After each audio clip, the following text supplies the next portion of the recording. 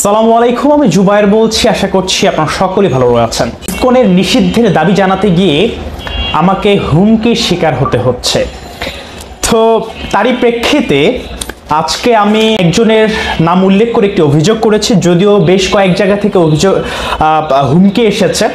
তারপরেও সবার ঠিকানা বা সবকিছু তো আমার সংগ্রহ করা সম্ভব হয়নি, তাই আজকে আমি থানায় একজনের নাম উল্লেখ করে একটি অভিযোগপত্র দায়ের করেছি।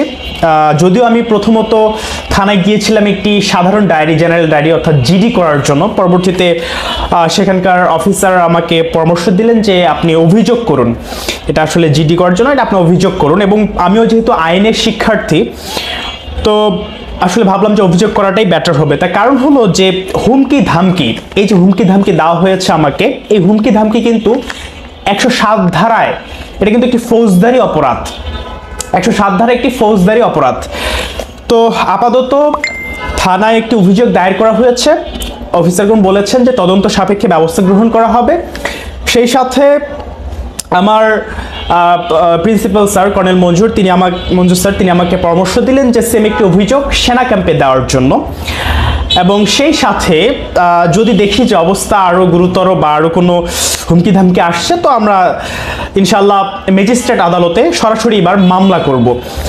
তো বিষয় হলো যে যদি কখনো আমার অস্বাভাবিক কোনো মৃত্যু বা অস্বাভাবিক কোনো দুর্ঘটনা বা কোনো কিছু দেখেন, তাহলে এর সম্পূর্ণ দায়ভার আওয়ামী লীগ, ইসকন এবং ভারতের, এটা মাথায় রাখবেন।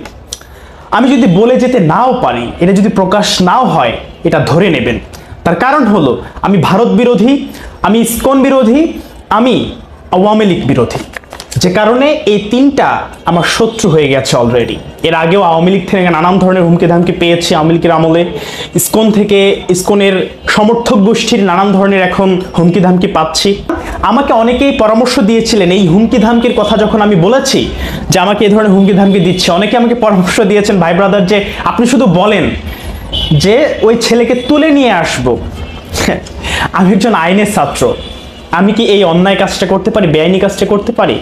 সুতরাং আমার দ্বারা বেআইনি কাজ হবে না দেখেই আমি আইনিভাবে স্টেপ নিয়েছি, এবং এই স্টেপে যদি কাজ না হয় তাহলে আগামীতে আরো কঠোর পদক্ষেপ নিব ইনশাআল্লাহ।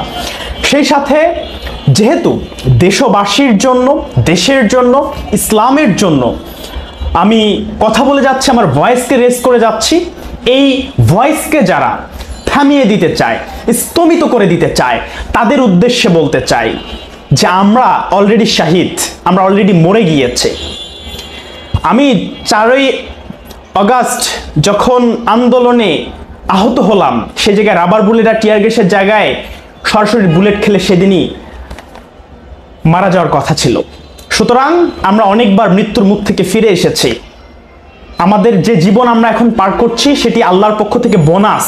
সুতরাং আমাদেরকে মৃত্যুর ভয় দেখিয়ে লাভ নেই।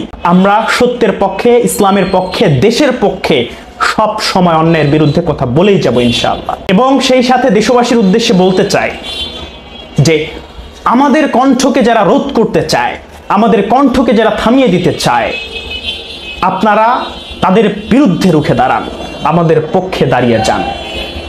কেননা আমরা আপনাদের ভয়েসকে রেজ করার জন্য কথা বলছি। সে জায়গায় আমরা যদি বিপদে পড়ি, আমাদের পাশে অবশ্যই আপনাদের প্রয়োজন রয়েছে। তো সকলের কাছে দোয়ার দরখাস্ত রেখে আজকের মতো বিদায় নিচ্ছি। সকল ভালো থাকবেন, সুস্থ থাকবেন, আমার জন্য দোয়া করবেন। সালামু আলাইকুম।